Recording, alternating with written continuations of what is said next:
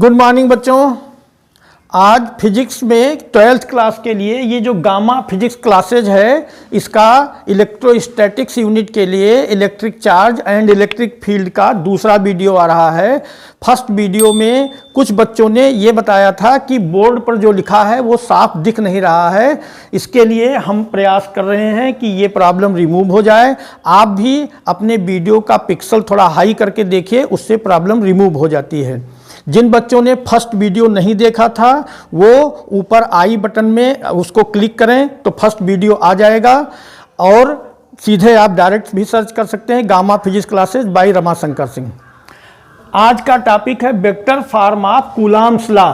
देखिए, vector form जानने के लिए थोड़ी वेक्टर की जानकारी होनी चाहिए, और वेक्टर आप लोग फर्स्ट ईयर में पढ़ चुके हैं। यहाँ पर चूंकि हमको ज़रूरत है इसको क्लियर करने के लिए टॉपिक को, इसलिए हम 3 बातें बताएंगे जो ज़्यादा रिक्वायरमेंट है इसके लिए। एक तो पोजीशन वेक्टर, दूसरा डिस्प्लेसमेंट वेक्टर और तीसरा यूनिट वेक्टर। ये तीनों बातें जब आप जानेंगे तो vector form of Coulomb's law ज़्यादा क्लियर हो पाएगा। तो पोजीशन वेक्टर क्या होता है? देखिए, मूल बिंदु के सापेक्ष, ये मूल बिंदु है O, मूल बिंदु के सापेक्ष किसी भी बिंदु की पोजीशन को रिप्रेजेंट करने वाला वेक्टर उस बिंदु का पोजीशन वेक्टर कहलाता है। मूल बिंदु O है और ये एक बिंदु A है, तो ये OA को, O से A को मिलाने वाली रेखा OA के अलांग जो वेक्टर है, ये आप कह सकते हो वेक्टर OA। ये बिंदु A का पोजीशन वेक्टर है। ऐसे ही अगर यहाँ कोई दूसरा पॉइंट B है तो ये OB, वेक्टर OB, ये बिंदु B का पोजीशन वेक्टर है। पोजीशन वेक्टर मीन्स मूल बिंदु के सापेक्ष किसी अन्य बिंदु की स्थिति को प्रदर्शित करने वाला वेक्टर उस बिंदु का पोजीशन वेक्टर है। जैसे अगर हम OA को वेक्टर R1 कह लें तो वेक्टर OA बराबर वेक्टर R1, ये बिंदु A का पोजीशन वेक्टर है। वेक्टर OB को ये R2 से रिप्रेजेंट करें तो वेक्टर OB बराबर वेक्टर R2, ये बिंदु B का पोजीशन वेक्टर है। डिस्प्लेसमेंट वेक्टर क्या होता है अब ये बताएंगे। देखिए, कोई भी आर्बिट्रेरी बिंदु हो, जैसे A और B, कोई फिक्स पॉइंट नहीं है। ये बिंदु, मूल बिंदु तो O है, तो ये A से AB जो है ये डिस्प्लेसमेंट वेक्टर है। वेक्टर AB क्या है बच्चों? Displacement vector. वेक्टर AB क्या है? A के सापेक्ष B की स्थिति को प्रदर्शित करने वाला जो वेक्टर AB है, ये डिस्प्लेसमेंट वेक्टर है। डिस्प्लेसमेंट वेक्टर AB बराबर होता है बिंदु B का पोजीशन वेक्टर, मतलब OB, माइनस बिंदु A का पोजीशन वेक्टर, वेक्टर OA। फिर से देख लीजिए आप, वेक्टर AB बराबर बाद वाले पॉइंट का पोजीशन वेक्टर माइनस पहले वाले पॉइंट का पोजीशन वेक्टर। वेक्टर AB बराबर OB माइनस OA, या आप ऐसे कह सकते हो vector R2 minus vector R1।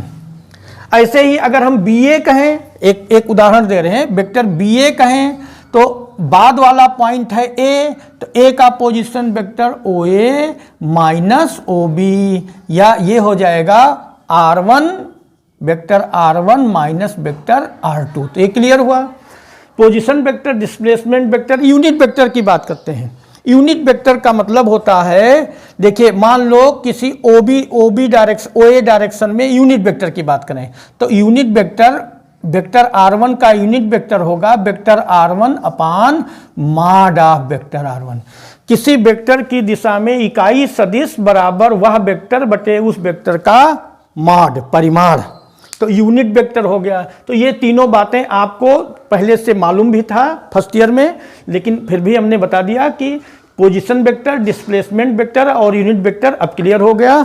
इसके आधार पर अब आपको आगे vector form of Coulomb's law बढ़िया से समझ में आएगा। मान लीजिए कि कोई 2 चार्ज हैं। पॉइंट A पर एक चार्ज रखा हुआ है Q1, पॉइंट A पर जो चार्ज है वो है Q1, और पॉइंट B पर चार्ज जो है ये Q2। ये Q1 और Q2 अगर सजाती हैं, पहले वीडियो में हो चुका है, सजाती है आवेशों के बीच प्रतिकर्षण बल लगता है। तो अगर Q1 Q2 सजाती हैं तो Q2 द्वारा Q1 पर प्रतिकर्षण बल लगाया जाएगा। मान लीजिए Q2 द्वारा Q1 पर लगाया गया प्रतिकर्षण बल F12 ये, और Q1 द्वारा Q2 पर लगाया गया प्रतिकर्षण बल F21। ये Q2 से Q1 की ओर जो यूनिट वेक्टर है, ये यूनिट वेक्टर देखिए Q2 से Q1 की ओर वेक्टर है BA और Q1 से Q2 की ओर वेक्टर है AB। Q1 पर Q2 द्वारा लगाया गया बल F12 according to Coulomb's law F12 vector है, वेक्टर F12 बराबर 1/4 पाई एप्सिलॉन 0 Q1 Q2 अपान, अब देखिए Q2 द्वारा Q1 पर लगाया गया बल, ये डायरेक्शन रहेगा BA स्क्वायर वेक्टर है, लेकिन स्क्वायर होने पर कोई भी वेक्टर हमेशा स्केलर हो जाता है, परिमाण का वर्ग होता है BA स्क्वायर, लेकिन इससे वेक्टर का पता नहीं चल पाया, तो इसका B से A की ओर यूनिट वेक्टर, B से A की ओर यूनिट वेक्टर BA क्या हो जाएगा, यहां पर आप लिखोगे 1/4 पाई एप्सिलॉन 0 Q1 Q2 अपान, अब यहां पर देखिए वेक्टर BA बराबर आपने कहा था vector R1 minus vector R2 का होल स्क्वायर, मॉड का स्क्वायर होता है, और यूनिट वेक्टर BA का मतलब यूनिट वेक्टर BA, यहां पर देखो बच्चों यूनिट वेक्टर BA, इसका मतलब vector BA upon mod of vector BA upon mod of vector BA। अब वेक्टर BA है R1 minus R2 upon mod of vector BA R1 minus R2 का mod, अगर यहां रख दिया जाए तो क्या आ जाएगा बेटे, F12 बराबर आया 1/4 पाई एप्सिलॉन 0 Q1 Q2 अपान R1 माइनस R2 का होल स्क्वायर, और ये रखेंगे तो ये हो जाएगा vector R1 minus vector R2 अपान, ये देखिए R1 माइनस R2 का होल स्क्वायर, और ये R1 माइनस R2 मॉड है, तो क्यूब हो जाएगा vector R1 minus vector R2 का होल क्यूब। ये Q2 द्वारा Q1 पर लगाए गए बल का ये वेक्टर फॉर्म है F12।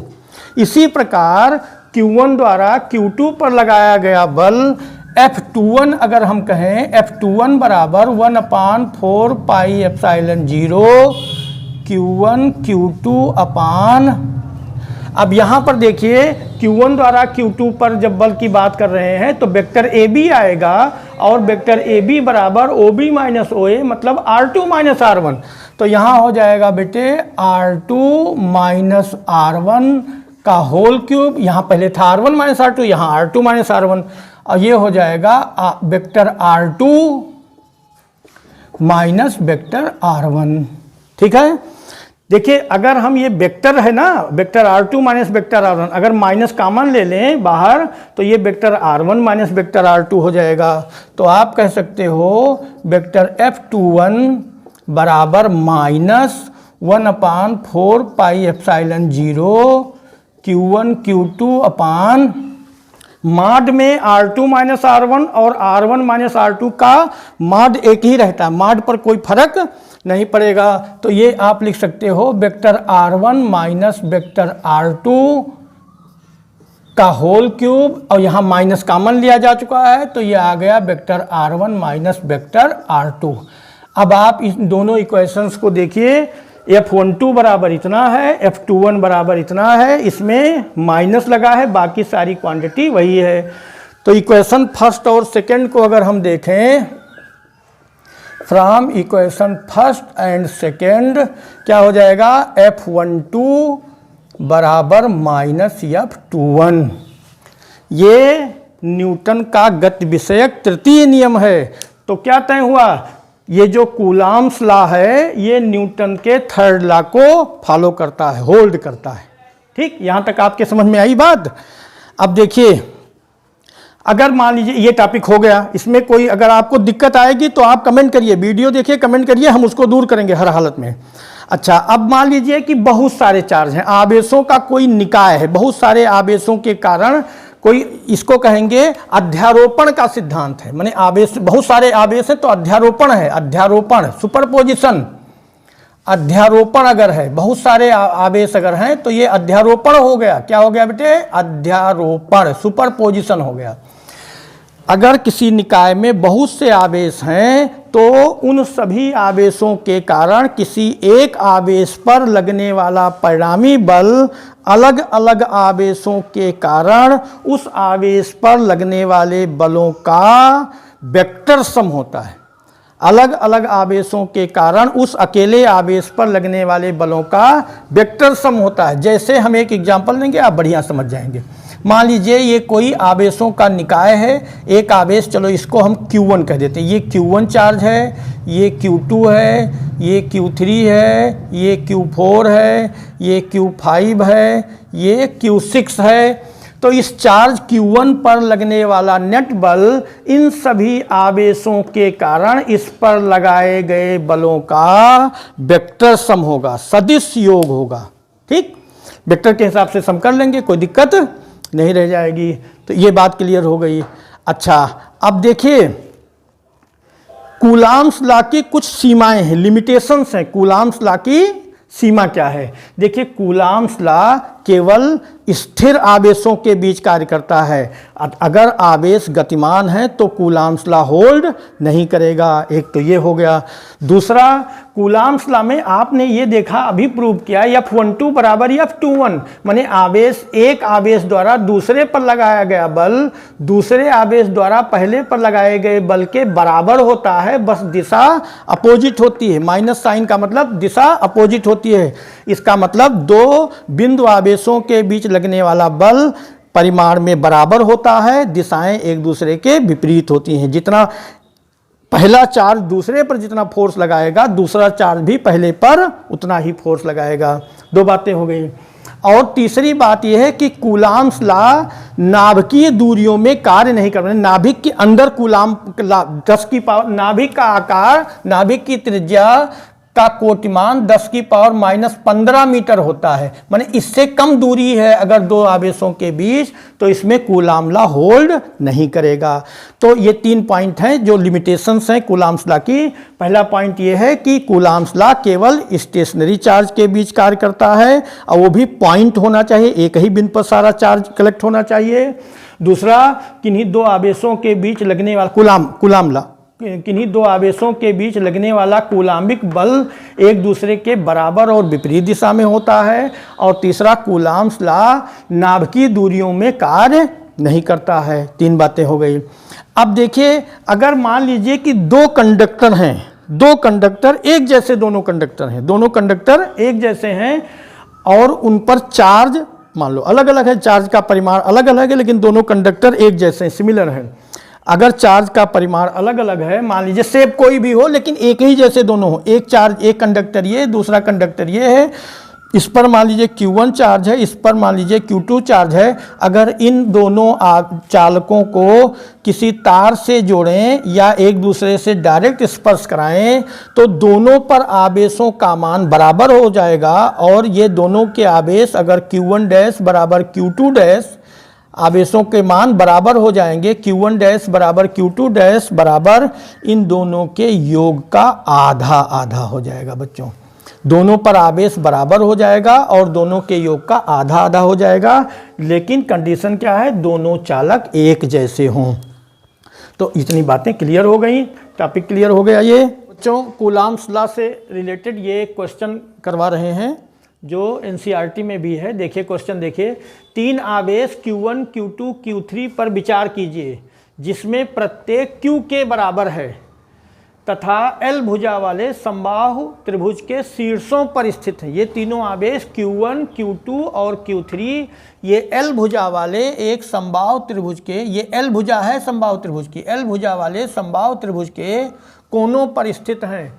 त्रिभुज के केंद्रक पर स्थित आवेश कैपिटल Q है, ये कैपिटल लेटर का Q है। त्रिभुज के केंद्रक पर स्थित आवेश कैपिटल Q है, लेकिन ये कैपिटल Q का नेचर, ये जो स्मॉल Q है शीर्षों पर रखे हैं, इन्हीं के समान है, स्मॉल Q के सजातीय है।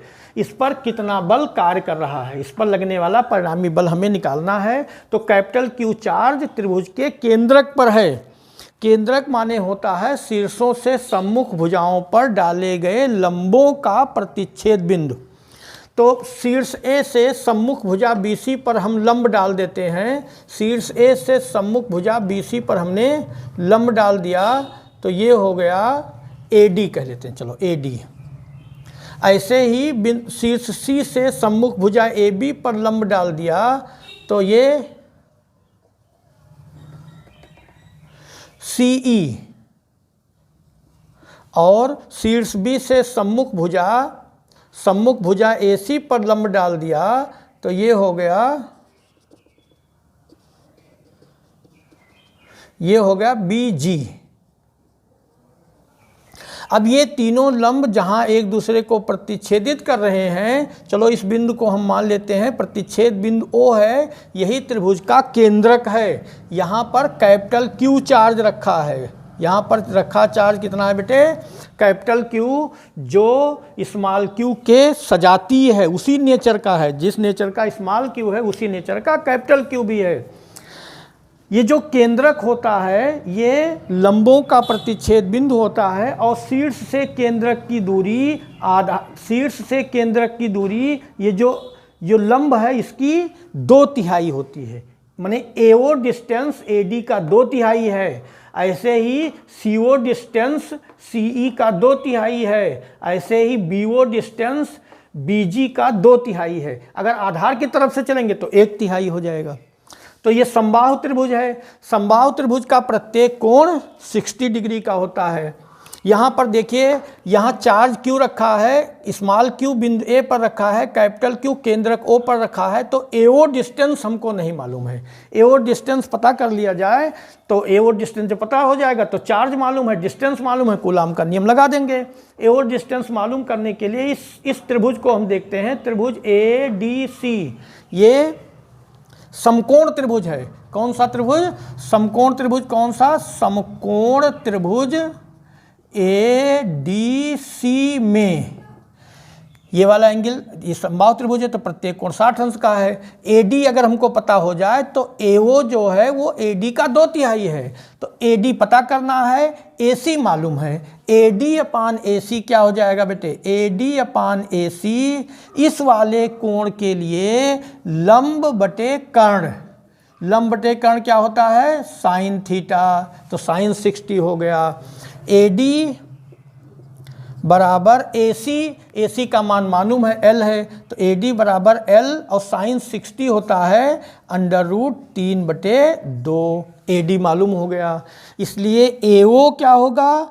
AO शीर्ष से केंद्रक की दूरी भुजा AD की 2/3 होगी। तो AO बराबर 2/3 इंटू AD। तो क्या आ जाएगा? 2/3 इंटू L√3/2। ये 2 कैंसिल हो गया, √3 यहाँ कटेगा तो यहाँ रूट लग जाएगा। तो AO बराबर आ गया L/√3। ठीक है। ऐसे ही इतना ही BO होगा और इतना ही CO होगा। मतलब क्या हुआ? ये जो कैपिटल Q चार्ज है केंद्रक पर रखा है, ये सभी शीर्षों पर रखे आवेशों से समान दूरी पर है। तो इनके बीच मान लो A पर रखा चार्ज Q और O पर रखा कैपिटल Q के बीच लगने वाला बल अगर हम F1 कहते हैं, F1 बराबर 1/4πε0 Q1 Q2। तो यहाँ small q capital Q, small q capital Q अपान R²। तो ये AO², ये तो हो जाएगा। ठीक है। जब AO, BO और CO दूरियां बराबर हैं तो चार्ज कैपिटल Q पर जितना बल इस स्मॉल शीर्ष A वाले आवेश के कारण लग रहा है उतना ही बल शीर्ष B वाले आवेश के कारण भी लगेगा, परिमाण, और उतना ही बल शीर्ष C वाले आवेश के कारण लगेगा। परिमाण सबके बराबर होंगे, बस दिशाएं क्या होंगी? देखिए A और O सजाती हैं तो इनके बीच लगने वाला बल अगर हम F1 कह रहे हैं तो F1 की डायरेक्शन मिलाने वाली रेखा के अंदिश दूर की ओर। ऐसे ही इसके कारण इस बिंदु B पर रखे आवेश के कारण लगने वाला बल अगर F2 कहें तो इसकी डायरेक्शन मिलाने वाली रेखा के अंदिश दूर की ओर, और इसके कारण यहाँ बल F3 कहें तो मिलाने वाली रेखा के अंदिश दूर की ओर। F1, F2 और F3 के परिमाण बराबर हैं। अब एक बात देखो बच्चों, देखिए ये समबाहु त्रिभुज है, ये पूरा कोण 60 अंश का, तो ये कोण 30 अंश का होगा, अर्धक हो गया। ये लंब डाला है आपने, ये 90 अंश का होगा, तो ये 30 अंश, ये 90 अंश, तो ये कोण हो जाएगा 60 अंश का, ये कोण 60 अंश का होगा। ठीक है, ये बात सबके समझ में आ रही है, ये वाला एंगल 60 अंश का होगा।